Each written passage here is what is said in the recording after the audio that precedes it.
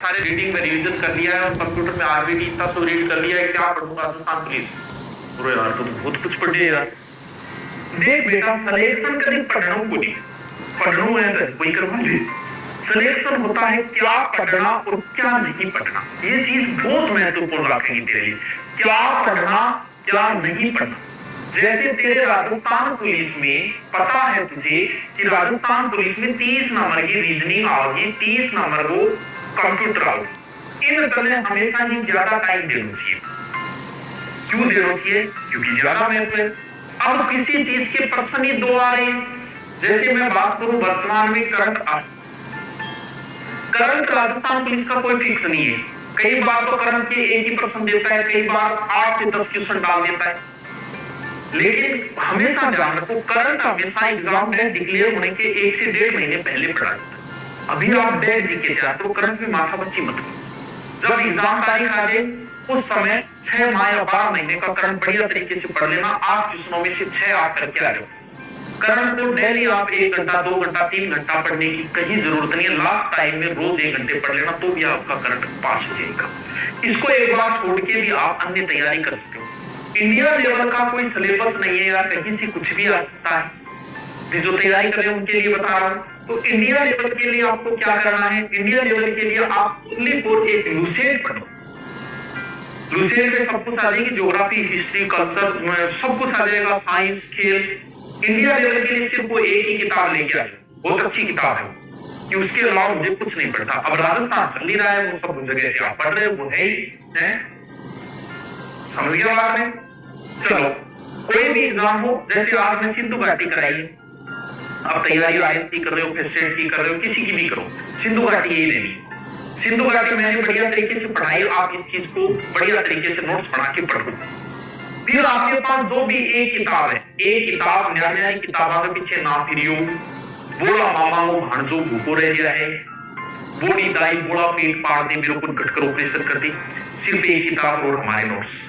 अब आप हमारे सिंधु घाटी सभ्यता आपने याद कर दी, बहुत बढ़िया बड़ी तरीके से याद कर दी। अब याद करने के बाद आप अपनी किताब में सिंधु घाटी सभ्यता को पढ़ो, बट फिर जीए पढ़ोगा, याद कर रखे कोई नई बात आएगी।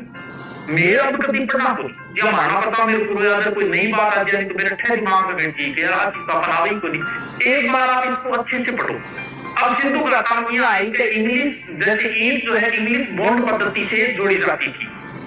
अब बात गुरु जी तो कराई को नहीं कराई, तो नोट सामने हर नोट्स के हर पेज के बाद में 2 पेज खाली छोड़ो कम से कम, उसमें जो भी कोई नई चीज है उसमें डाल दो। बस इसके अलावा कुछ मत पढ़ना, कोई अंत नहीं है। सिंधु घाटी की पूरी किताब लगती है, कितना पढ़ेगा मेरे पास?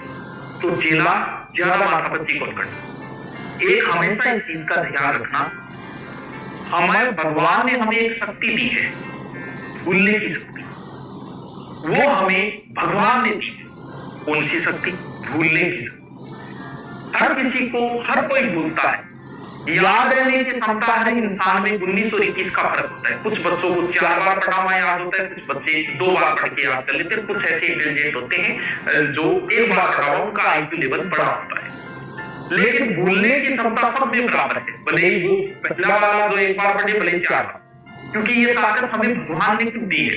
इसीलिए दी कि इंसान और अच्छी जिंदगी जी सके, इसलिए हमें भूलने की शक्ति दी। सर कैसे?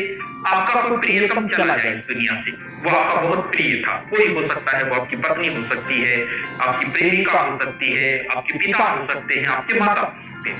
न हो लेकिन ऐसी कोई घटना हो जाए आपके साथ, तो जैसे किसी माता का कोई पुत्र मार एक्सीडेंट या किसी भी अकाल में, वो माँ बहुत रोती है शुरुआत के अंदर। धीरे धीरे सामान्य जिंदगी जीना शुरू कर देती है और 2 साल बाद वो उस चीज को भूल जाती है। यानी कि पूर्णतः भूल गई, लेकिन जैसा शुरुआत में दुख था वैसा उसे नहीं होता। क्यों? इसीलिए हमें भगवान ने भूलने की शक्ति दी है कि तुम जिंदगी बड़ी मस्ती से जी सको। इसलिए मैं तुम्हें ये शक्ति देता हूं कि तुम हर चीज को भूलोगे एक ना एक दिन, चाहे भले कितना ही बड़ा कुछ ना हो, कितना ही बड़ा हादसा हो, कितना ही बड़ा। 2 महीने में आदमी उगल जाता है। भावुक जो ज्यादा होता है उसे समय लगता है। जैसे किसी की प्रेमिका बिछड़ गई तो आदमी को भूलने में 2 महीने लगते हैं, महिला को 3 से 4 महीने लग जाते हैं सामान्य जिंदगी जीने में। क्योंकि जो भावुक ज्यादा होता है वो कम भूल पाता है, वो बार बार उन चीजों की चर्चा करने लग जाता है। अब भूलने की शक्ति हमें दी है, वो तो भगवान ने इसलिए दी थी कि हम जिंदगी अच्छी जी सके, लेकिन हम तो लग गए तैयारी में। अब हमें भूलना नहीं है। जब आप किसी चीज को नहीं भूलना चाहते तो आप उसी माहौल में रहो, आप नहीं भूलोगे। जैसे आपने किसी टॉपिक को बहुत अच्छे तरीके से पढ़ लिया, शानदार तरीके से रख लिया, जैसे आज आपने गंगा नदी पढ़ी और गंगा नदी को बहुत बढ़िया तरीके से आपने याद कर लिया, लेकिन मैंने तो ये बताया कि आदमी भूलता है, और आदमी भूलता है। इस दुनिया में ऐसा कोई नहीं है जो नहीं भूलता है। गंगा नदी अच्छी तरीके से पढ़ने के बाद में 24 घंटे बाद भूलने की प्रोसेस शुरू हो जाती है हर इंसान में होगी।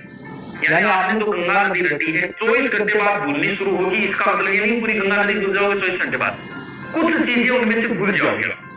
तो 24 घंटे में उस टॉपिक को एक बार फिर आपको रिपीट करना पड़ेगा अगर आप भूलना नहीं चाहते तो। एक बार रटी हुई चीज की मियाद ओनली 24 घंटे है, फिर भूलने की प्रोसेस होती है, एक साथ भूल जाओगे। तब आपने 24 घंटे में उसे दोबारा रिपीट करा दिया तो आपने रिचार्ज करवा लिया 7 दिन का।